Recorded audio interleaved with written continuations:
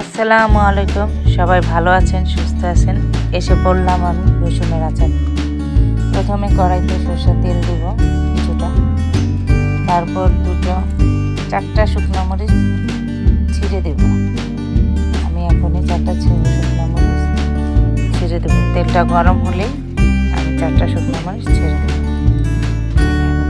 4-5টা শুকনো মরিচ ছেড়ে দিলাম, ছিঁড়ে দিছি। একটু নাড়া দিয়ে ভেজে নেব এবং একটু ভাজা ভাজা হলে আমি রসুনগুলো ছেড়ে দেবো। এই রসুনগুলো ছেড়ে দিলাম। রসুনগুলো একটু ভাজবো, ভাজার জন্য আমি একটু নাড়াচাড়া দিচ্ছি এবং সরিষা তেল তো একটু বলক উঠে ফেনা হয়ে যায়, এটা ভয়ের কিছু নেই। এই যে ফেনা হয়ে গেছে, তাই ওই কিছুক্ষণ পর পর একটু উঠিয়ে দেখলেই হবে যে ব্রাউন কালার হয়েছে কিনা। তারপর আমি এটা নাড়াচাড়া কিছুক্ষণ পরে আমি একটু আঁচটা কমিয়ে দিলাম। এই যে দেখেন আমি রসুনটা একটু ব্রাউন কালার ভেজেছি। তারপর একটু পাঁচফোড়ন দিয়ে দেব। পাঁচফোড়নটা এই সময়টায় দিলে মানে তিতা লাগে না, তাই আমি এই সময়টায় দিই পাঁচফোড়ন। এই যে পাঁচফোড়নটা দিয়ে এই যে আমি নাড়া দিয়ে দেখলাম ব্রাউন কালারটা কীরকম ভালো হয়েছে। এই যে পাঁচফোড়নটা দিচ্ছি, দেখছেন এখন একটা খুব গ্রান ছুটছে। তারপরে দিলাম একটু আদা বাটা, মানে আদা রসুন পেস্ট, এটা বাটা দিছি। তারপরে এখন এর মধ্যে আমি দিব, এই যে এখনই দিচ্ছি, এটা একটু হলুদ গুঁড়ো দিয়ে একটু নাড়াচাড়া দিব। এটা যত একটু করে মিশানোর পরেই দেখবেন কালারটাই হয়েছে। তারপরে আমি একটু মরিচের গুঁড়ো দেব, একটু ধনিয়া ফাঁকি দেব।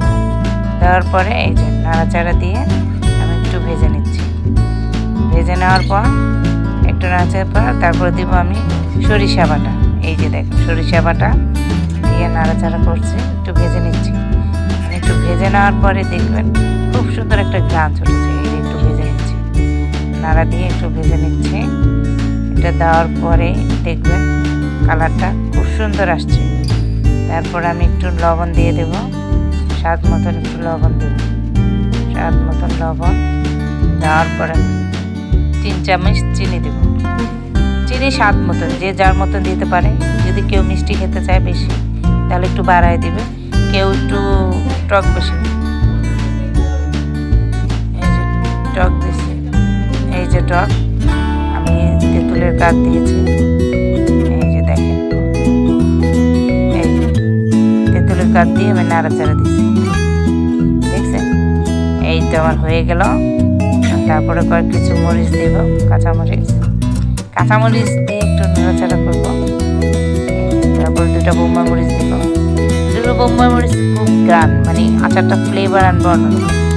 তারপরে শেষে 2টা তেজপাতা আর ফাঁকি মশলা, যেটা আমি ফাঁকি করে রেখেছিলাম, পাঁচফোড়ন, জিরে, তারপর 2টা শুকনো মরিচ, এটা ফাঁকি করে রেখেছিলাম, সেটা দিয়ে একটু নাড়াচাড়া দিলাম।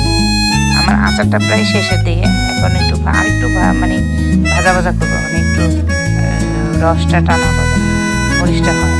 এই যে দেখুন আমার মরিচটা হয়ে গেল। এখন আমি একটু সিরকা দিব। আচারটা খুব ভালো থাকে সিরকা দিলে, অনেক দিন পর্যন্ত ভালো থাকে। এবং যদি আপনি রোদ্রে দেন কিছুদিন পর পর অনেক দিন লম্বাটা রেখেও খাওয়া যাবে, বুঝছেন। এই দেখেন আমি দিয়ে দিলাম। সিরকা দেওয়ার পর কিছুক্ষণ 5 মিনিট রাখার পরে এই যে আমি ঠান্ডা হওয়ার পর বরমে ভরে দিচ্ছি, দেখেন কালারটা। আর আপনারা ভাবছেন হয়তো এটা ঝাল বেশি, না, এটা একদমই ঝাল বেশি না। এটা ঝাল, টক, মিষ্টি 3টা ফ্লেভার একসাথে হয়েছে, মানে এত মজা হয়েছে, এত টেস্টি, যা মানে আপনারা বাসায় বানিয়ে দেখবেন কেমন ভালো। ওকে, আল্লাহ হাফেজ।